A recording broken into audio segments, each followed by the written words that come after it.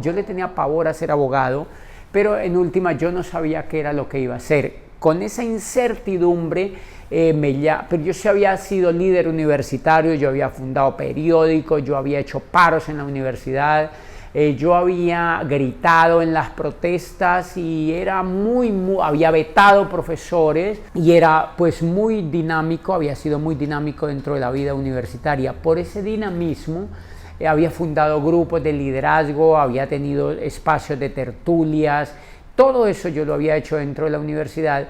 Y creo que al parecer mi objetivo por estudiar Derecho y Ciencias Políticas había surgido de la necesidad que yo quería ser político.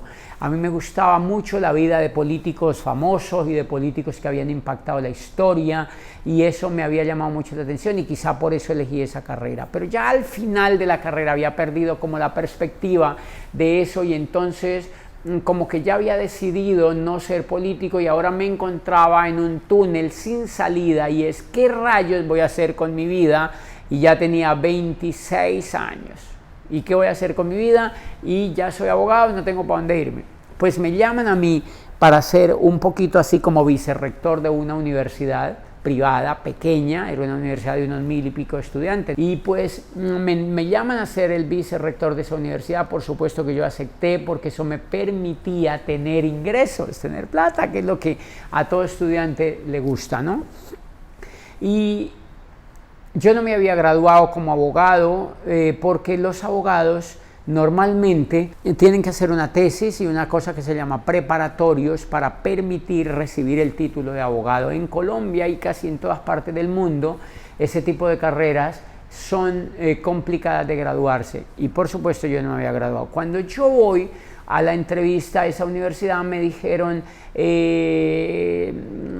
no hemos escuchado de usted, yo iba referenciado y me llamaron y yo fui un poco desganado porque la verdad yo no quería trabajar. Yo toda la vida, debo decirle, tuve pavor al trabajo, nunca me gustó el trabajo y no creo que el trabajo sea la vía para sacar a un país adelante y a una persona adelante. Por eso el libro de Piense y hágase rico, ahí no dice trabaje y hágase rico, ahí dice piense y hágase rico. Y yo creo que ya intuía que eso era cierto porque a mí el trabajo no me gustaba. Yo no había querido desde niño trabajar como trabajaban los demás niños. Yo tenía un negocio propio en mi casa desde chiquito. Ahora yo ya estaba graduándome como como abogado y no quería ir a trabajar como abogado, pero no sabía cómo ganar dinero. Y cuando me reuní con ellos, con los directivos de esa universidad, me preguntaron, ¿usted por cuánto trabajaría? Yo le dije,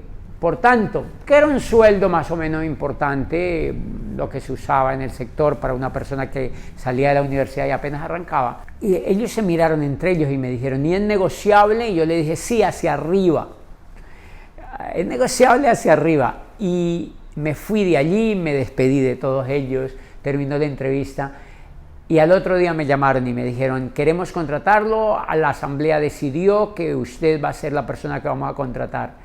Y parece que les gustó el chiste que yo les dije, sí, es negociable el salario, pero hacia arriba, porque eso como que ellos dijeron, este no tiene miedo de que no lo contratemos y tampoco tiene miedo de pedir lo que cree que se va a ganar, o sea, tiene actitud. Y era porque seguramente yo había vivido trabajando en grupos de liderazgo, yo había organizado tertulias, como les dije, y grupos de liderazgo en el cual ya había pulido de alguna manera el carácter y había leído y había dado charlas a los universitarios y me había quemado practicando allí, ¿no?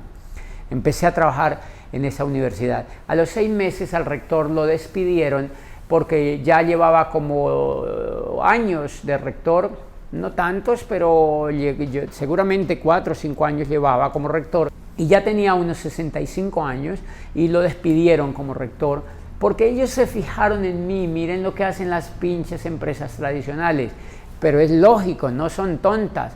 Despiden a los viejos y contratan 2 de 20.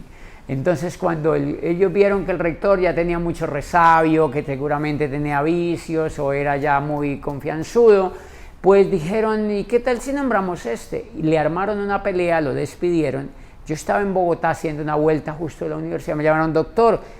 A uno le dicen doctor en Colombia cuando se gradúa como abogado, es una cosa interesantísima. Me dijeron, doctor, ¿usted quiere ser rector de la universidad? Acaba de renunciar el rector, lo habían hecho renunciar. Hemos pensado en usted aceptaría ser rector. Yo le dije, pues yo no me he graduado. Les dije, ok, yo sí, yo asumo, yo acepto. ¿Quién iba a decir que no? Yo tenía 26 años y eso me aumentaba el sueldo y el prestigio en Popayán, o se era rector de una universidad o se era obispo, no había otra opción. O sea, eran poquísimos los cargos y yo dije, wow, listo. Acepté. Una vez yo llegué a Popayán, hicieron full reunión, me anunciaron que yo había sido nombrado rector. Y entonces yo sentí cierto miedito porque yo decía, no me he graduado. Yo era literalmente un estudiante de último año y me acababan de nombrar como rector de esa universidad. Los rectores habían sido gente de mucha edad, prestigioso, de apellido, de gente que tenía cierto pedigrí en sus hojas de vida, y entonces ahora yo era un muchachito de 26 años que había sido nombrado como rector de ellos.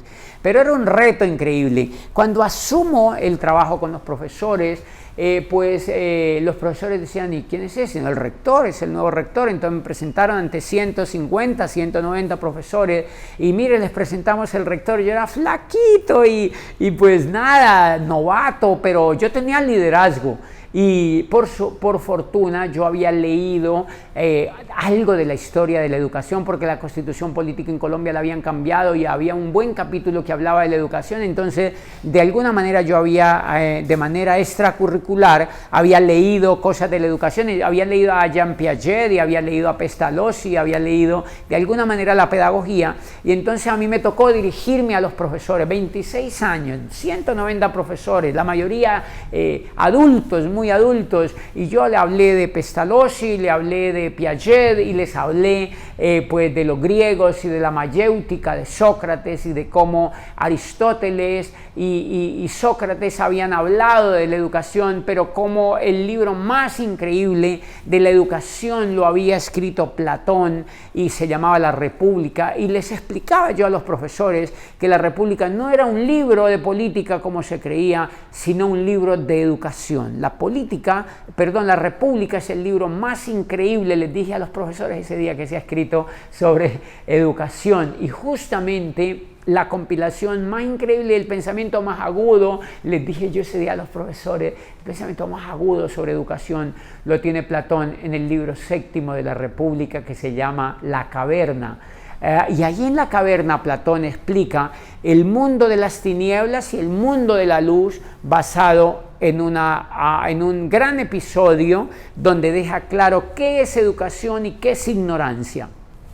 Y yo les hablé a los profesores ese día, y desde ahí empecé a ganarme cierto respeto, y otros que me odiaban, por supuesto, muchísimo, pero me posesioné, digamos, o entré a ser rector de la universidad.